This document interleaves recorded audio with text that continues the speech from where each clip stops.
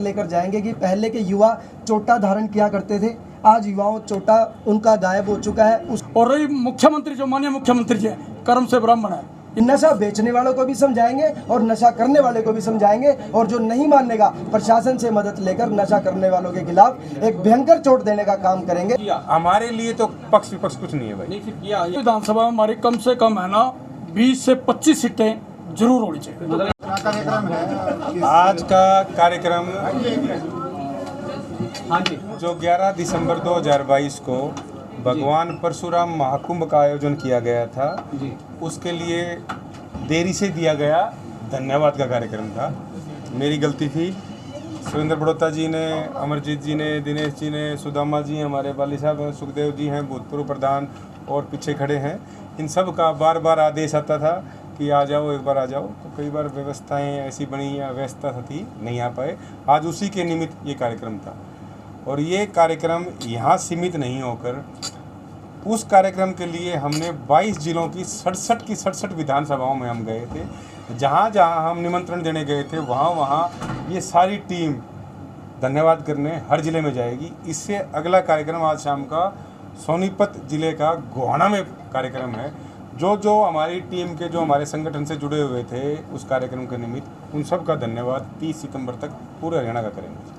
22 जिलों की 67 बोला आपने। 22 जिलों की 67 विधानसभाओं में हमने निमंत्रण देने के लिए गए थे भगवान परशुराम महाकुंभ के कार्यक्रम, जहाँ तक मैंने जी तक पहुंचा था। जी, क्या उद्देश्य क्या था 67 विधानसभाओं में? उद्देश्य ये था, कोई हमारा टिपिकल एक पर्टिकुलर विधानसभा नहीं थी। जब हमारे कार्यक्रम हुए 22 जिलों में निमंत्रण देने के लिए, तो सौभाग्यवश वो निमंत्रण हम 67 जगह पहुंचे थे। किसी बड़े गांव में गए, उसका जिला तो 22 में कवर हो गया। कौन सी विधानसभा में थी? जैसे सभी तो बड़ी विधानसभा है, मुआना गांव है, बड़ा गांव है, सभी तो नहीं जा पाए। मुआना में गए, असंध में हम असंध नहीं जा पाए, शायद चौचड़े चले गए। तो ऐसे 67 विधानसभाएं हमने कवर की थी जब जिस दिन वो कार्यक्रम हुआ उससे पहले। परशुराम जयंती मनाई। परशुराम जयंती नहीं थी, वो भगवान परशुराम महाकुंभ था। हरियाणा सरकार की संत महापुरुष प्रचार प्रसार योजना के अंतर्गत, जिसके मुख्य मंत्री थी माननीय मनोहर लाल जी थे, और केंद्र से मंत्री श्री अश्विनी चौबे जी थे, और ब्राह्मण समाज के सारे जनप्रतिनिधि भी उस दिन वहाँ पर उपस्थित थे। आपकी शुरुआत से ब्राह्मणों में हौसला बढ़ा है, और कहीं ना कहीं सरकार भी मजबूर हुई है या उनका ब्राह्मणों के प्रति थोड़ा रुझान बढ़ा है, तो समाज आपका धन्यवाद। जैसे हिंदू धर्म जीवन जीने की पद्धति है, वैसे ही ब्राह्मण कोई जाति नहीं है। ब्राह्मण का मतलब समरसता होती है, जिसके अंदर आपको 36 जाति का रस मिलेगा। सुनील जी, ब्राह्मणों का वर्चस्व तो राजनीति के अंदर शुरू से रहा है, तो किसने कहा कि नहीं रहा? अभी जैसे हमारे ललित भाई बोल रहे, कुछ लोगों की व्यक्तिगत ये थी कि जन भागीरता ब्राह्मणों की बढ़नी चाहिए, तो बिल्कुल ठीक है। आदमी हमेशा लाइन को बड़ी करने की सोचता है, छोटी करने की नहीं सोचता। क्या हिंदू और ब्राह्मण अलग अलग हैं? नहीं जी, सनातन धर्म का पार्ट है, सब कुछ उसी में समावेश है। ब्राह्मण की आप किस उसमें व्याख्या करना चाहेंगे? ब्राह्मण क्या चीज है? क्या हमने, देखो मैं माफी चाहूंगा कि अब सारे सवाल ब्राह्मणों की तरफ चले गए। हमने जब, हाँ जवाब देंगे जी हर चीज का। जब हमने कार्यक्रम किया था, जब बात आती है तो फिर हाँ महाकुंभ की बात होती है, तो आपकी संज्ञान के लिए मैं एक बात बताना चाहूँगा। जो हमने कार्यक्रम किया भगवान परशुराम महाकुंभ, उसमें ब्राह्मण शब्द कहीं नहीं था। किसी चिट्ठी, किसी पत्री, किसी पोस्टर, किसी बैनर, किसी बैकड्रॉप, किसी कटआउट में ब्राह्मण शब्द का प्रयोग नहीं था। भगवान परशुराम 36 जाति के महापुरुष थे। ये तो हमारी कमियां हैं। हमने भगवानों को भी जातियों में बांट लिया, खिलाड़ियों को भी जातियों में बांट लिया, अफसरों को भी जातियों में बांट लिया। भगवान परशुराम जैसे हमारे आराध्य देवता हैं, आप सबके भी आराध्य देवता हैं। हमने कार्यक्रम में जब निमंत्रण देने के लिए, अभी भाई साहब ने कहा कि 67 का क्या मतलब है, फरीदाबाद गए, गुड़गांव गए, पलवल गए, मेवात गए, तो वहाँ मैंने सबके सामने एक ही प्रश्न, एक ही बात दोहराई। फरीदाबाद में निमंत्रण देने के लिए गए, उस दिन 2000 आदमी थे वहाँ, ब्राह्मण समाज के 2000 आदमी थे। सारे विधायक भी थे, माननीय मंत्री मूलचंद जी भी वहीं पे थे, हमारे जिला अध्यक्ष थे, अजय गौड़ जी थे, सारी हमारी फरीदाबाद की पूरी टीम थी। तो मैंने सबके सामने एक ही प्रश्न किया कि आप यहाँ 2000 लोग बैठे हो, आप अपने पड़ोसी को ये बोलना जो गैर ब्राह्मण हो, उसको ये बोलना कि 11 दिसंबर को करनाल में भगवान परशुराम का महाकुंभ हम मनाने जा रहे हैं, क्या आप हमारे साथ चलोगे? एक भी ऐसा व्यक्ति नहीं था जिसने मना किया हो। को आप ओजस्वी मानते हैं, ज्ञानी मानते हैं, बुद्धिमान मानते हैं, सामाजिक मानते हैं, पारिवारिक मानते हैं, किस रूप में मानते हैं आप? मैं ब्राह्मण को बहुत चीज़ मानता हूँ, लेकिन मेरे लिए मेरा ध्येय वाक्य है हरियाणा एक, हरियाणवी एक, 36 जाति, हमने भाईचारे को कायम रखना। मैंने अंदर भी बोला था, पहला काम हमारा जोड़ना है। जो हमारे पूर्वजों ने हमारे अंदर संस्कार दिए हैं, जो बीज हमारे अंदर अंकुरित है, पहली चीज़ यही सिखाई थी, सबको साथ लेके चलो। शर्मा जी, आगामी चुनाव है तो राजनीतिक चर्चा ना हो तो इस तरह की हुई है कोई बात? देखो, ये राजनीतिक विषय नहीं है। हमने तो हमारे समाज को, जिस समाज में मैं चुनाव की दृष्टि से मेरा कोई मतलब नहीं है, मैं तो केवल बात करूंगा समाज को जोड़ने की, सबको साथ लेके चलने की। चुनाव की बात मेरा ऐसा कोई इरादा नहीं। जी, ये बताओ, आपने बोला कि 67 विधानसभाओं के अंदर जो है आप लोग पहुंचे जी। तो ये लास्ट कब हुआ था? ये लास्ट हमारा 8 दिसंबर को हमने फिर करनाल में फोकस कर दिया था। हमारी सारी टीम 8 तारीख की रात को कार्यक्रम की तैयारियों के उद्देश्य से यहाँ बैठी। कोई यार नियुक्ति भी हुई है, कोई नई आपने सदस्य भी शामिल किए हैं? कोई हम नियुक्तियाँ तो हमारा तो संगठन है, वो कोई देखो लेटर हेड पे तो चलने वाला नहीं है। अब जैसे करनाल के अंदर आप बैठे हो, तो करनाल के अंदर जब हम पहली बार आए तो जितनी भी हमारी ब्राह्मण सभाएं थी उन सबको हमने इकट्ठा किया और एक छतरी के नीचे लेके आए जिला करनाल ब्राह्मण सभा। सारस्वत ब्राह्मण सभा भी थी, बाली साहब बैठे हैं वो भी थी, और जितनी भी सभाएं थी हमने सबको इकट्ठा किया, एक प्लेटफॉर्म पे आए। सबका उद्देश्य क्या था, ये कार्यक्रम सफल हो। तो उसी कार्यक्रम की सफलता को देखकर इस जगह पे आज बैठे बैठे मन में ख्याल आया कि एक ऐसा कार्यक्रम दोबारा किया जाए, और हम उसको कोशिश करेंगे 3 से 4 महीने के अंदर कार्यक्रम करेंगे।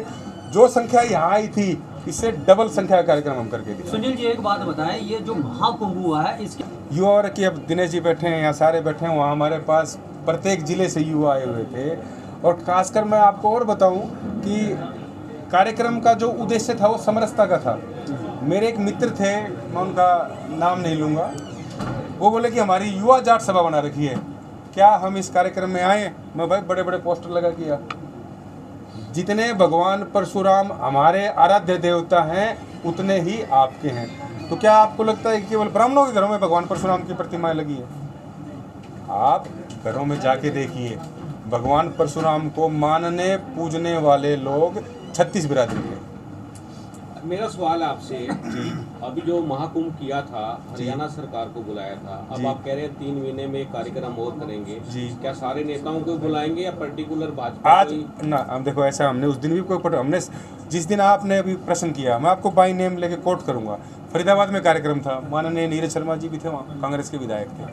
हमने निमंत्रण और आमंत्रित, आप गए थे अंकल जी, सबको किया, प्रत्येक व्यक्ति को किया, विपक्ष को किया। हमारे लिए तो पक्ष विपक्ष कुछ नहीं है भाई। नहीं, फिर किया या नहीं किया? हमने सबको किया। नहीं, हुड्डा साहब को किया था। देखो, मैं इतनी बड़ी राजनीतिक बात में नहीं जाना चाहूँगा। ये काम इनका था, ये जिला करनाल महासभा ने कार्यक्रम आयोजित किया था। शैलजा को किया था। इन लोगों से पूछो, इन लोगों ने किसको निमंत्रण दिया था। और रही उस कार्यक्रम की बात, जो आगे आने वाला है, उस कार्यक्रम में प्रत्येक व्यक्ति को बुलाएंगे। अच्छा, कितनी सीटों का दावा है लोकसभा के चुनाव को लेकर? मैं कोई राजनीतिक व्यक्ति नहीं हूँ। ब्राह्मण समाज, सुरेंद्र बड़ौदा जी बताएंगे।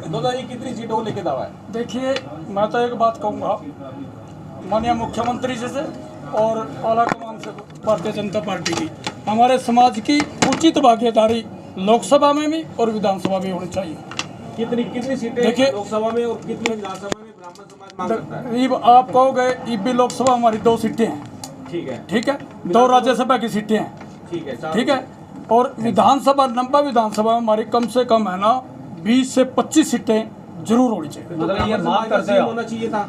सीएम तो सीएम की बात सुनो, सीएम तो है ना जब विधायक बनते हैं, आला कमान फैसला करती है, विधायक फैसला करते हैं, वो मेरा बुत्ते की बात नहीं है। हम अपने समाज की, मैं जिला अध्यक्ष होने के नाते अपने समाज की बात, अपने समाज की ओर से आप मांग करते हैं। 20 ब्राह्मण नेता कौन है? पॉलिटिकल में किसको ब्राह्मण नेता मानते हो आप?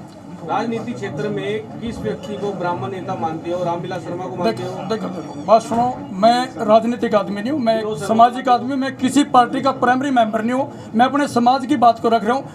मैंने जो मांग की है, विधानसभा हमारी कम से कम 20 से 25 सीटें होनी चाहिए। और रही मुख्यमंत्री, जो माननीय मुख्यमंत्री जी है, कर्म से ब्राह्मण है, इसमें कोई शक नहीं। और इसमें है ना जो महाकुंभ में ब्राह्मणों की इतनी सौगात दी, माननीय मुख्यमंत्री जी का आपने तो नाम लिया था उनका, श्री मनोहर लाल शर्मा। हाँ, तो मैं उनका भी आभार व्यक्त करना चाहता हूँ। किससे मांगेंगे आप? सीटें किससे मांगेंगे? हम माननीय मुख्यमंत्री जी से मिलेंगे और आला कमान से भी मिलेंगे। उसके अलावा उसके अलावा किससे मिलेंगे? क्या कांग्रेस है? हाँ, मैं देखो मेरी बात सुनो, कांग्रेस की डिमांड कांग्रेस से भी करेंगे, जो भी हमारी सीटें देगा हम उसका साथ देंगे। सर जी और यही तो कहना चाहते थे आप। सुरेंद्र जी, एक बात बताओ, आज देखो उसके बारे में कुछ बताओ। दिनेश शर्मा जी हैं हमारे युवा ओनर साथी हैं जी। इनको है ना युवा का जिले का शहरी जिलाध्यक्ष मनोनीत किया गया है। करनाल महासभा। जिला करनाल करनाल महासभा। मतलब ब्राह्मण समाज में सबसे पहले क्या बेहतर है और जो आज ब्राह्मण चुने गए सभा- हैं, क्या कहना चाहेंगे? मैं उनसे पूछ रहा हूँ कि आज युवाओं के सुरेंद्र ये जी, बताओ, ब्राह्मण समाज राजनीति में खुलकर आने की तैयारी में है या अभी भी ब्राह्मण का कंधा इस्तेमाल किया जाएगा? सुनो मेरी बात, ब्राह्मण समाज है ना जो सामाजिक गतिविधियों के साथ अपने समाज की भागीदारी सुनिश्चित करने के लिए हर वक्त तत्पर रहेगा, हर वक्त आवाज उठाता रहेगा। नहीं, राजनीति में क्या? राजनीति में तो उठाएगा जी, मैंने 20-25 सीटें मांगी हैं तो भागीदारी तो ऑटोमेटिकली नहीं होगी जी, हम सीटें मांग रहे हैं। 25 सीटें बता रहे हो तो फिर तो आपका अपना दल हो जाना चाहिए ब्राह्मण समाज का। नहीं, दल तो देखो मेरी बात सुनो, जातिगत दल नहीं होते। व्यक्तिगत दल नहीं, व्यक्तिगत ना मैं दल का कोई प्रतिनिधित्व हूँ ना मैं उसका प्रतिनिधित्व करना, मैं तो समाज का जिलाध्यक्ष होने के नाते अपने समाज की बातें रख रहा हूँ। हमारे समाज को इतनी सीटें मिलनी चाहिए ताकि हमारे समाज की भागीदारी सुनिश्चित हो, हमारे समाज का कार्य सुचारू हो। आप मान गए कि भी कर लेते हैं। राजनीति की बात तो चलेगी, लेकिन राजनीति की बात कही नहीं। मैंने पहले भी आपको बोला, मैं कोई किसी पार्टी का प्राइमरी मेंबर नहीं हूँ। जो पार्टी जो हमारे समाज का साथ देगी हम उनका साथ देंगे। हमारे समाज की बातें सुनी, मैं ना जिला करनाल ब्राह्मण सभा के बैनर के नीचे मैं पहले भी आपको अवगत करा चुका हूँ। मुख्यमंत्री चौधरी बंसीलाल था, चौटाला साहब थे, उड्डा साहब थे, हमने उनके सामने भी डिमांड रखी, किसी ने हमारी डिमांड पूरी नहीं की। माननीय मुख्यमंत्री जी ने भाई साहब के कहने से, भाई साहब ने जो समाज का नेतृत्व किया, इनके कहने से पूरी मांगे माने जो कुछ मांगे रही आज वो भी रखी, वह भी पूरी है नहीं, पाइपलाइन में वो भी जल्दी पूरी। माननीय मुख्यमंत्री मतलब मनोहर लाल खट्टर। हाँ, समाज के प्रति किसी भी समाज को, जो समाज को 36 कौम 36 बरादरी का हम सम्मान करते हैं, ब्राह्मण हमेशा सबको सम्मान करता है। ये ऐसी जातीय सबको साथ लेने में सक्षम है और आज भी मैं एक दावे से कह सकता हूँ ब्राह्मण समाज किसी का बुरा नहीं कर सकता, खुलकर साथ देता है, सबकी भलाई के लिए कार्य करता है। और ऐसे दिनेश जी, आज आपको एक बहुत ही अहम जिम्मेदारी मिली है, आप इस बारे में क्या कहना चाहेंगे? सभी पत्रकार बंधुओं को मैं तहे दिल से धन्यवाद करता हूं कि आप अपना कीमती समय निकाल कर यहाँ आए। और मैं माननीय सुरेंद्र शर्मा बड़ौता जी का, जो हमारे जिलाध्यक्ष हैं ब्राह्मण सभा करनाल के, और हमारे करनाल के जितने भी आज हमारे बड़े बुजुर्ग यहाँ पर उपस्थित हैं उन सब का, और हमारे बड़े भाई सुनील शर्मा जी का मैं बहुत बहुत धन्यवाद करता हूँ। बाली साहब का बहुत बहुत धन्यवाद करता हूँ कि आज इनके आगमन पर हमारे पिता तुल्य सुरेंद्र शर्मा बड़ौता जी ने मुझे जो जिम्मेदारी दी है समाज को जोड़ने की, और युवाओं के अंदर आज के समय में एक बहुत ही गंभीर भावना से एक बात फैलाई जा रही है कि एक दूसरी जाति से लड़ना, कि हम श्रेष्ठ हैं, हम श्रेष्ठ हैं, हमारा सनातन सबसे ज़्यादा श्रेष्ठ है। सबसे पहले हम युवाओं में एक बात लेकर जाएंगे कि पहले के युवा चोटा धारण किया करते थे, आज युवाओं चोटा उनका गायब हो चुका है, उसको दोबारा युवाओं को समझाएंगे कि इसके बहुत ज़्यादा बेनिफिट है। दूसरा, माथे से तिलक गायब हो चुका है, इस तिलक की भी बेनिफिट युवाओं को समझाएंगे। और ब्राह्मणों को जोड़ने के साथ साथ सर्व समाज में जो पहले एक बात कही जाती थी कि जो ज्ञानी है वो ब्राह्मण है, वही ब्राह्मण युवा साथी सारे समाज को ये बात बताएंगे कि समाज में भाईचारा बना रहे, एकता बनी रहे। आज युवा वर्ग जो है नशे की ओर गर्त में। सबसे पहले तो एक छोटी सी बात बताता हूँ, सच का साथी हमेशा होना चाहिए। 6 महीने पहले तक मैं भी कभी ना कभी ड्रिंक करता था, लेकिन मैं आज माँ भगवती से, भगवान परशुराम जी के चरणों में नतमस्तक होकर और बुजुर्गों के आशीर्वाद से एक बात कहना चाहता हूँ कि नशे में कुछ नहीं रखा। आज मैं प्रण करता हूँ, और पिछले 6 महीने से मैंने प्रण किया हुआ कि मैं एक सिंगल किसी भी प्रकार का नशा नहीं करता, और आने वाले समय में अपने युवा साथियों को, अपने भाइयों को ये संदेश दूंगा कि आज मेरे जैसी कद काठी के, हमारे जैसी जो तांदी थी वो आज नहीं है। आज के युवा साथी ना तो उस कद काठी के हैं और ना ही उस शरीर हष्ट पुष्टता से हैं। खेलों की तरफ हम उन लोगों को लेके जाएंगे। जैसे मैं युवा जब समाज सेवा किया करता था, स्टेडियम के मूलभूत जो सुविधाएं का मुद्दा था, जो मेन समस्याएं थी, उनके लिए मैंने हस्ताक्षर अभियान चलाया था। और नशे को लेकर मैं करनाल में हमारे जो प्रधान जी हैं, इनके आशीर्वाद से मोहल्ले दर मोहल्ले जाकर नशा बेचने वालों को भी समझाएंगे और नशा करने वाले को भी समझाएंगे, और जो नहीं मानेगा प्रशासन से मदद लेकर नशा करने वालों के खिलाफ एक भयंकर चोट देने का काम करेंगे। जी। दिनेश शर्मा को शहरी जिला करनाल ब्राह्मण सभा का अध्यक्ष चुना गया है। लाइव तस्वीरों के माध्यम से आप देख सकते हैं। तो साथियों, आपने देखा कि किस तरह से जो भगवान परशुराम महाकुंभ करनाल में आयोजित किया गया था उसका आज आभार भी व्यक्त किया है। साथ ही जो शहरी युवा के जिलाध्यक्ष हैं ब्राह्मण सभा के दिनेश पंडित, उनको नियुक्ति पत्र सौंपा गया है और युवाओं को जोड़ने की जिम्मेदारी भी दिनेश पंडित को दी गई है। आप सभी ने देखा कि किस तरह से उन्होंने हमारे सवालों के जवाब भी दिए। आप सभी से गुजारिश है इस खबर को आप ज़्यादा से ज़्यादा शेयर करते रहे। मैं हूँ विश्वाल राणा, नमस्ते भारत न्यूज़ के लिए करनाल।